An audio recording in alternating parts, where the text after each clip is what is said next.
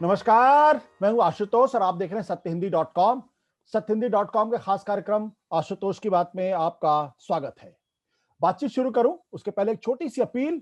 सत्यहिंदी.com एक कोशिश है नए सिरे से पत्रकारिता को स्थापित करने की, बेबाक पत्रकारिता के लिए, ईमानदार पत्रकारिता के लिए, और इसके लिए हमें आपके मदद की जरूरत है। आपको हमें आर्थिक मदद करनी होगी, हमें डोनेशन देना होगा, और इसके लिए आपको इस वीडियो के नीचे डिस्क्रिप्शन में जाएं, वहां पर आप सत्य हिंदी के सदस्य बने, सत्य हिंदी सदस्यता अभियान के साथ जुड़े और हमें डोनेशन दें। हमारे लिए बहुत बड़ी मदद होगी, साथ ही पत्रकारिता के लिए भी। इसके अलावा सत्य हिंदी का मोबाइल ऐप भी आ गया है, आप उसको भी डाउनलोड कर सकते हैं। डिस्क्रिप्शन के नीचे एक लिंक मिलेगा, उसको क्लिक करके, और ऐप स्टोर से भी। और अब आज की बातचीत शुरू करते हैं। आज दरअसल हम बातचीत करेंगे पाकिस्तान के ऊपर। पाकिस्तान के मतलब भारत और पाकिस्तान के रिश्ते, जिनमें लंबे समय से बर्फ जमी हुई। 2019 के लोकसभा चुनाव के पहले तो ऐसा लग रहा था जैसे दोनों देश एक दूसरे से युद्ध के कगार पे हैं, कहीं एक दूसरे के बीच में जंग न हो जाए। पुलवामा का हादसा हुआ, उसके बाद बालाकोट हुआ, भारत की तरफ सर्जिकल स्ट्राइक की गई, और दोनों तरफ की सेनाएं एक दूसरे के आमने सामने दिखाई पड़ रही थी। लेकिन पिछले दिनों करीब तकरीबन पार्लियामेंट चुनाव के 1.5 साल के बाद ऐसा लग रहा है जैसे कि कुछ घटनाएं तेजी के साथ बदल रही हैं। पाकिस्तान के सेना प्रमुख ने एक बड़ा महत्वपूर्ण बयान दिया है। उन्होंने ये कहा है कि दरअसल भारत और पाकिस्तान को अब अतीत से बाहर निकलना चाहिए, और कुछ नई पहल की तरफ उन्होंने इशारा किया है। इसके पहले पाकिस्तान के प्रधानमंत्री इमरान खान ने भी बड़ी दिलचस्प बात कही। उन्होंने कहा कि हम दोबारा संबंधों को सामान्य करने की दिशा के लिए तैयार हैं, लेकिन उसके लिए भारत को पहल करनी पड़ेगी। कश्मीर का मसला एक इरिटेंट है, एकमात्र इरिटेंट है, ऐसा उनकी तरफ से कहा गया। आपको मालूम है पिछले दिनों भारत और पाकिस्तान दोनों तरफ से director general of military operations, इनके बीच बातचीत हुई और दोनों देशों के बीच में सीज फायर का अनाउंसमेंट भी किया गया। अब सवाल ये उठता है कि आखिर क्या कुछ हो रहा है? क्या भारत और पाकिस्तान लंबे समय के बाद युद्ध की माहौल से निकलकर शांति की तरफ बढ़ते हुए दिखाई पड़ रहे हैं? क्या कहीं दोनों की कोई बातचीत हो रही है? कहीं कुछ हो रहा है क्या?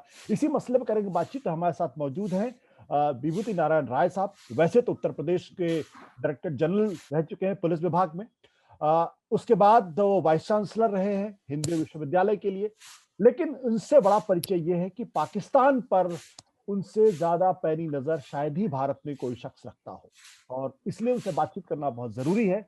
राय साहब, आपका बहुत बहुत स्वागत है हमारे खास कार्यक्रम में। राय साहब, हमारे दर्शकों की ये जो पाकिस्तान के सेना प्रमुख कमर बाजवा का बयान आया है, इसको किस संदर्भ में देखा जाए? क्या ये माना जाए कि भारत और पाकिस्तान दोनों अतीत को भूलने के लिए तैयार है? क्या पाकिस्तान अपनी पुरानी गलतियों को अब दोहराने के लिए तैयार नहीं है? देखिए, आपने जिन दो बयानों का जिक्र किया है, ये पिछले बुधवार और बृहस्पतिवार को, यानी 2 दिन 3 दिन पहले ही इस्लामाबाद सिक्योरिटी डायलॉग नाम से एक कॉन्फ्रेंस इस्लामाबाद में हो रही थी। उसमें पहले दिन प्रधानमंत्री इमरान खान है और दूसरे दिन जो वहाँ के सेनाध्यक्ष हैं जनरल बाजवा, उन्होंने ये दोनों बयान दिए। इन बयानों में बड़ी महत्वपूर्ण चीजें, इसमें अगर आप बारीकी से देखें तो बहुत महत्वपूर्ण इशारे छिपे हुए हैं। इमरान खान ने ये कहा कि भारत को पहल करनी चाहिए, भारत एक कदम आगे बढ़ाए तो हम भी आगे बढ़ेंगे। और जनरल बाजवा ने कहा कि भाई अब अतीत को भुलाने का समय आ गया है, पिछली चीजें भुला के अब हमें आगे बढ़ना चाहिए। ये तो ऊपर से जो दिख रहा था, लेकिन अंदर बड़ी गहरी चीजें छिपी हुई थी। दोनों ने ये कहा कि कश्मीर हमारा कोर इशू है और बिना कश्मीर की समस्या हल किए हम संबंध नॉर्मल नहीं बना सकते। सही बात है, भारत में भी सबको पता है कि कश्मीर पे जब तक कोई सर्वसम्मत हल नहीं निकलेगा तब तक ये सब चलता ही रहेगा। दोनों देशों के बीच में लाख कोशिश करने के बाद भी तनाव बना रहेगा। लेकिन ये कहने के बाद जो चीज जिसने सबसे ज्यादा राजनीतिक विश्लेषकों का ध्यान खींचा, वो ये था कि दोनों में से किसी ने, ना तो प्रधानमंत्री इमरान खान ने ना जनरल बाजवा ने, ये कहा कि साहब कश्मीर का मसला जो है वो संयुक्त राष्ट्र संघ के प्रस्तावों के अधीन हल किया जाए, या जो बातचीत दोनों देशों के बीच में हो उसमें हुर्रियत कॉन्फ्रेंस जैसी एक तीसरी पार्टी भी बैठे। ये जो चीजें पाकिस्तान पहले कहता रहा और जो इरिटेंट साबित होती थी, वो इस बार उसने नहीं कहा। तो कश्मीर पे बात करने में तो मुझे नहीं लगता कि भारत को भी कोई दिक्कत है। आपकी एक पोजीशन है, पाकिस्तान की एक पोजीशन है, दोनों अपनी अपनी पोजीशन पे अड़े रह करके बातचीत कर सकते हैं। इसका जो निहितार्थ इसमें यह है कि कश्मीर पे बात करते हुए एक मुद्दा जो मतभेद का उसको जीवित रखते हुए हम आगे बढ़ सकते हैं। मसलन व्यापार के मामले में, वीजा रिलैक्सेशन के मामले में, खासतौर शिक्षा के क्षेत्र में, वो चिकित्सा के क्षेत्र में बहुत सारे पाकिस्तानी भारत आ रहे थे, उनको वीजा देने के मामलों में, जो सांस्कृतिक गतिविधियां थी उनको बरकरार करने में, बहाल करने में, और सबसे बड़ा खेल कूद के क्षेत्र में जो पूरी तरह सन्नाटा है। कई टूर्नामेंट्स में पाकिस्तानी खिलाड़ियों को हमने वीजा नहीं दिया जी। और एक तरह से अपनी अंतर्राष्ट्रीय जिम्मेदारी थी उससे हम मुकरे। तो इन सब पर हम आगे बढ़ सकते हैं। कश्मीर पे बातचीत करते रहेंगे लेकिन सब पे आगे बढ़ सकते हैं। मुझे लगता है कि ये बड़ा महत्वपूर्ण, ये दोनों वक्तव्य बड़े महत्वपूर्ण थे और भारतीय मीडिया ने शायद इन पे अभी उतना ध्यान नहीं दिया है। बट राय साहब, मेरा सवाल ये कि पाकिस्तान भारत के रिश्ते जब जब बेहतर होने की दिशा में बढ़े हैं, तो पाकिस्तान की जो सेना है इसमें एक बहुत इरिटेंट के तौर पर उसने काम किया है। मुझे याद पड़ता है कि जब नवाज शरीफ और अटल बिहारी वाजपेयी के बीच बातचीत हो रही थी तो अचानक करगिल का मामला हो गया। तो पाकिस्तान की सेना क्या वाकई में आज की तारीख में इमरान खान के साथ है? और इमरान खान जो बात कह रहे हैं और पाकिस्तान की सेना के प्रमुख जो बात कह रहे हैं, वो जिसे कहते हैं ना कि being on the same page, क्या उनकी राय एक है कि अब भारत के साथ हमें रिश्ते सुधार लेने चाहिए?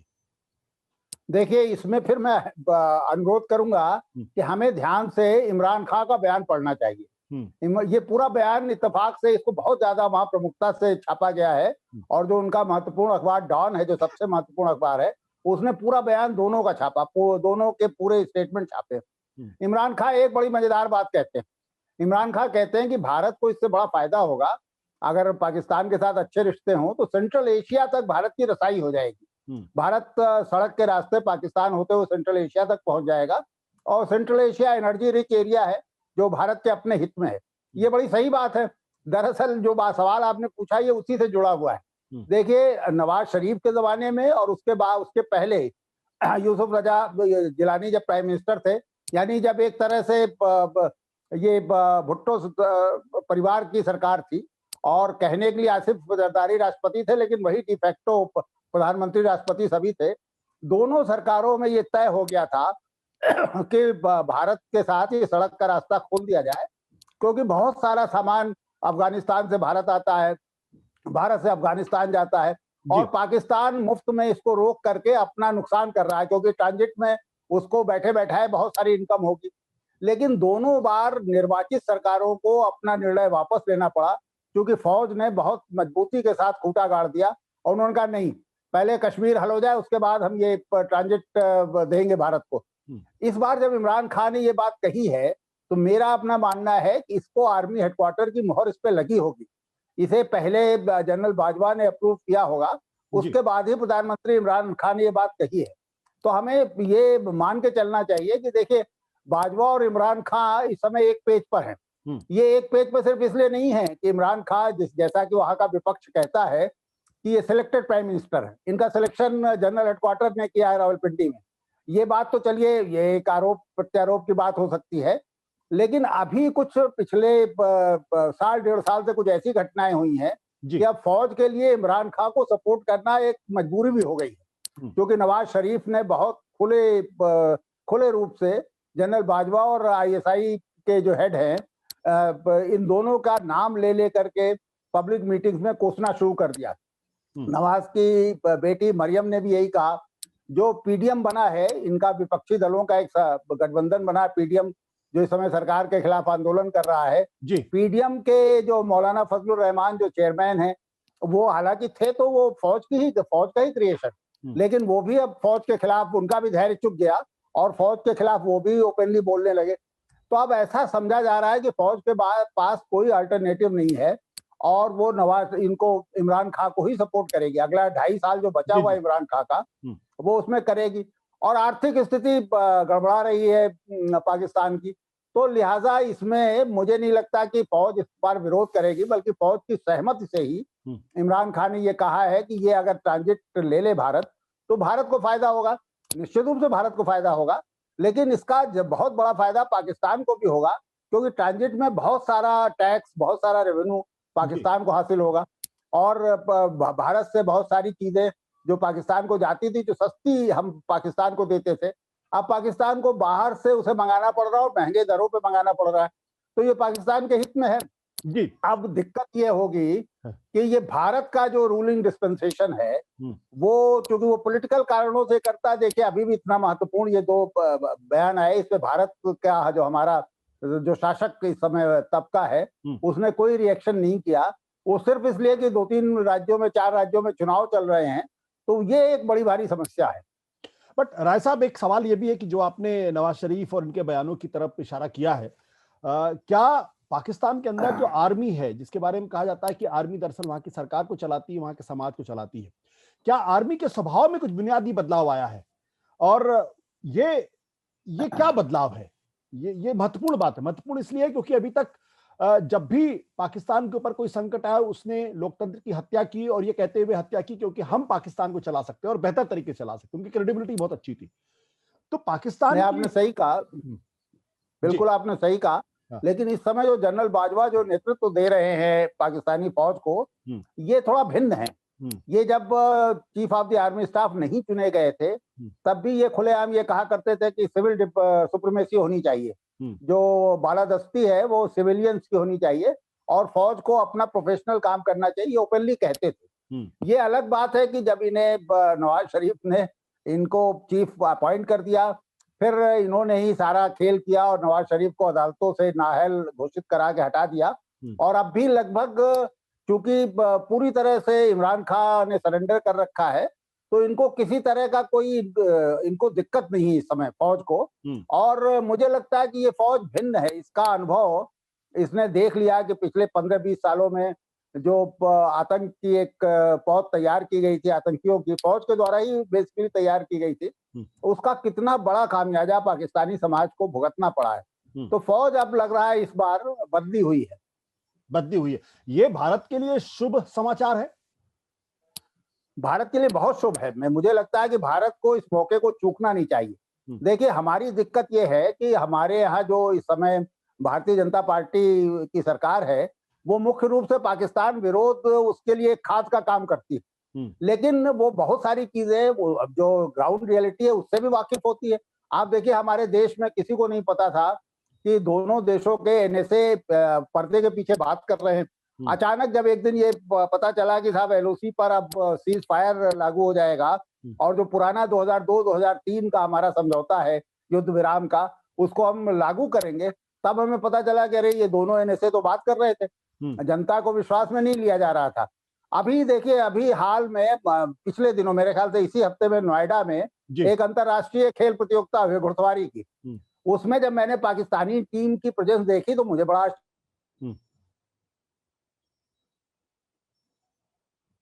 इसके कुछ ही दिन पहले भारत ने ये खतरा मोल लेते हुए कि उस पर प्रतिबंध लगा दिया जाए, पाकिस्तानी शूटर्स को वीजा नहीं दिया।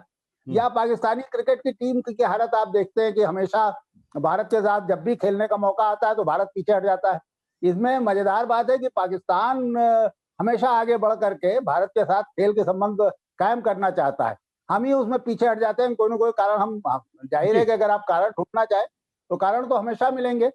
तो ये कुछ चल रहा है अंदर खाने, जिसमें भारतीय एस्टेब्लिशमेंट भी अब पाकिस्तान के साथ तो बेहतर संबंध बनाने में मुझे लगता है उसकी भी दिलचस्पी बन रही है। बट इसमें 2-3 चीजें बड़ी महत्वपूर्ण जो बात आपने कही, उसमें एक बात तो ये कि भारत सरकार बहुत फूक फूक के कदम उठा रही है, क्योंकि जब प्रधानमंत्री नरेंद्र मोदी नवाज शरीफ की को बर्थडे विश करने के लिए अचानक पहुंचे थे, तो एक उम्मीद बनी थी कि भारत पाकिस्तान के रिश्ते अच्छे हो सकते हैं। और उसके बाद से जो हादसे हुए, जाहिर सी बात है उनकी वजह से नरेंद्र मोदी या भारत की जो सरकार है वो नहीं चाहेगी कि कोई ऐसा नुकसान उसको हो।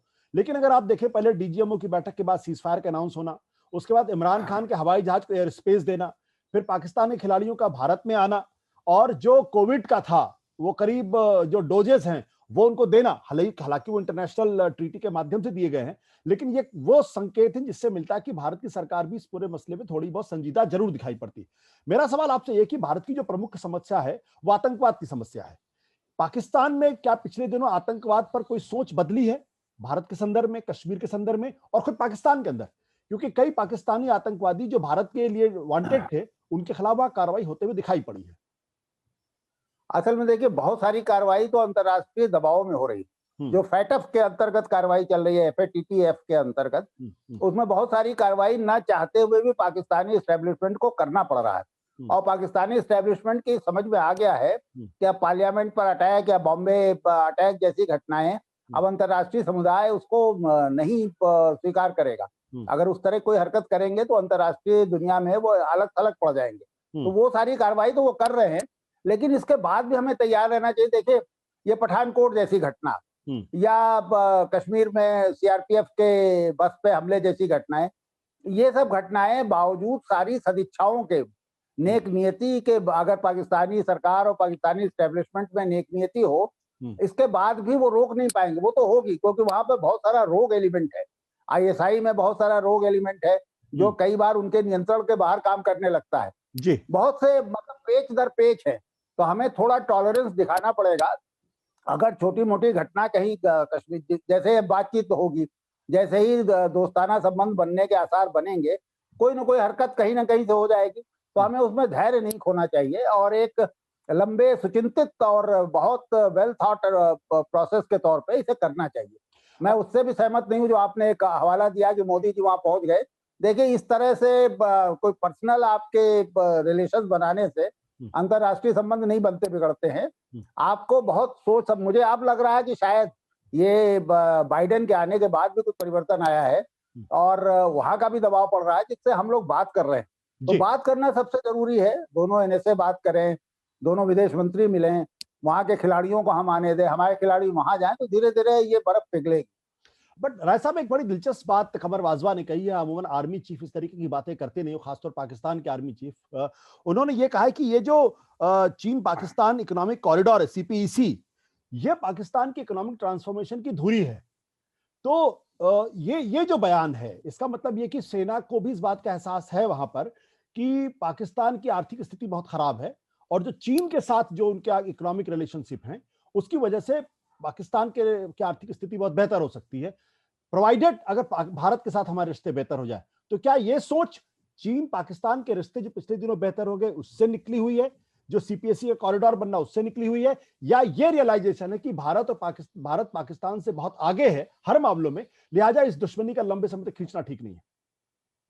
मेरे ख्याल से जो आपका अंतिम ऑब्जर्वेशन है वही सही है। ये समझ में आ गया है पाकिस्तानी हुक्मरानों को, हाकिमों को, एस्टेब्लिशमेंट को कि भारत आर्थिक रूप से बहुत आगे चला गया है। अब वो उसका पीछा नहीं कर पा रहे हैं और अगर भारत के साथ दोस्ती करेंगे, भारत के साथ व्यापार बढ़ाएंगे, भारत के साथ अपने रिश्ते बेहतर करेंगे, तो इसका लाभ उन्हें भी होगा। CPEC तो एक अलग एरिया है, जाहिर है CPEC तो गेम चेंजर है पाकिस्तान के लिए, लेकिन उसके लिए जरूरी नहीं है कि भारत से लड़ाई करें। वो CPEC से ज्यादा इकोनॉमिक एक्टिविटीज कर सकते हैं सिर्फ अगर भारत के साथ अपने व्यापार खोल दें, भारत के साथ वीजा में रिलैक्सेशन दे दें। एजुकेशन और हेल्थ, ये दो ऐसे सेक्टर हैं जहां भारत उनकी बहुत मदद कर सकता है। तो ये धीरे धीरे मुझे लग रहा है कि ये समझ वहां विकसित हो रही है और उन्हें ये लगने लगा है कि लड़ने से ज्यादा बेहतर है हम मिल के आगे बढ़ें। कश्मीर जहां तक है, आप जाहिर है आप जानते हैं कि ना तो भारत में कोई सरकार ऐसा फैसला कर सकती है जो जनता को मंजूर ना हो, ना पाकिस्तान में कर सकती है। तो कश्मीर में हम बातचीत करते रहें और एक बार एक्सप्लोर तो करें कि जो अटल जी के जमाने में, अटल जी और परवेज मुशर्रफ के बीच में जो एक सहमति बनी थी, एक फार्मूला आया था, क्या उसको आगे बढ़ाया जा सकता है?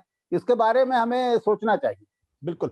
आपसे आखिरी सवाल, क्या ये इसको इस संदर्भ में भी देख सकते हैं कि जो भारत की तरफ से धारा 370 को डाइल्यूट करने की बात हुई है, 35A को जो हटा दिया गया, पाकिस्तान कश्मीर को अचानक स्टेट से जो है यूनियन टेरिटरी में तब्दील कर दिया गया, क्या इसने पाकिस्तान को मजबूर किया बातचीत की टेबल पर आने में कि पाकिस्तान में उनका मानना यह हो सकता है भारत में एक ऐसी सरकार है जो कश्मीर पे कभी उनसे किसी तरीके का कोई कॉम्प्रोमाइज नहीं कर सकती है और पाकिस्तान को इस संघर्ष को आगे बढ़ाने में कोई फायदा नहीं है? देखिए, जो इस्लामाबाद सिक्योरिटी डायलॉग है उसमें यही तो सबसे महत्वपूर्ण बात है कि बाजवा और इमरान खान दोनों ने, किसी ने 370 का जिक्र ही नहीं किया। किसी ने ये नहीं कहा कि 5 अगस्त के पहले वाली स्थिति लौटाई जाए तब हम बात करेंगे। कश्मीर को अब वो एक इंडिपेंडेंट मुद्दा मान करके उस पर बात कर सकते हैं, लेकिन कश्मीर के साथ साथ दूसरे क्षेत्रों में भी बात होती रहे। तो मुझे लगता है कि ये 370 अब शायद उन्होंने कहीं ना कहीं स्वीकार कर लिया है, वो 370 का हटना। अपनी जनता के सामने तो जाहिर है वो नहीं कह सकते, क्योंकि एक पोजीशन उन्होंने बहुत ऊंची पोजीशन ले ली थी, तो उसके बारे में हमें भी छेड़छाड़ नहीं करनी चाहिए। बात करें कश्मीर के बारे में, पहले भी बातें होती आई हैं और महीनों चर्चाएं चलती रहती है, फिर चलना शुरू हो जाए, लेकिन कश्मीर के चक्कर में हम दूसरे मुद्दों से दूर ना हो। पाकिस्तानी खिलाड़ियों को आने के लिए वीजा दें, पाकिस्तान के साथ व्यापार की संभावनाएं तलाशें, वहां के मरीज बहुत बड़ी तादाद में भारत आया करते थे, उनका आना फिर संभव बनाएं। ये सब काम हमें भी करना चाहिए और जाहिर है कि पाकिस्तानी सरकार को भी इस दिशा में सोचना चाहिए। बिल्कुल राय साहब, बहुत बहुत शुक्रिया हमसे इस बातचीत करने के लिए। अपने दर्शकों से कह दूं कि अभी तो सिर्फ बर्फ हल्की सी पिघली है। इस बर्फ के आधार पे आप ये कह दें कि एक बहुत बड़ा दरिया बन जाएगा और भारत और पाकिस्तान के बीच में रिश्ते बहुत बेहतर हो जाएंगे, भारत के बीच में खून खराबी नहीं होंगे, सेनाएं एक दूसरे के खिलाफ खड़ी नहीं होंगी, सब कुछ अच्छा हो जाएगा, एक स्वर्ग जैसी स्थिति पैदा हो जाएगी। ऐसा फिलहाल इस नतीजे पर पहुंचना भी खतरे से खाली नहीं है। भारत और पाकिस्तान के बीच में कई बार ऐसा हुआ जब बर्फ भी पिघली है, बातचीत भी हुई है, शांति और दोस्ती की बातचीत भी की गई है, और अचानक कुछ ऐसा हो जाता है जिसकी वजह से दोनों रिश्ते फिर एक बार बैक टू स्क्वायर वन हो जाते हैं। इसलिए संयम से रहिए, धैर्य से रहिए, सब्र के साथ रहिए। रिश्तों की जो गिरफ्त है उसको समझते हुए देखिए, किसी निष्कर्ष पर अभी मत पहुंचिए। लेकिन एक बात सच है, रिश्तों में थोड़ी गर्माहट आनी शुरू हुई है। नमस्कार, धन्यवाद, शुक्रिया। सत्य हिंदी का ऐप डाउनलोड करें गूगल प्ले स्टोर पर।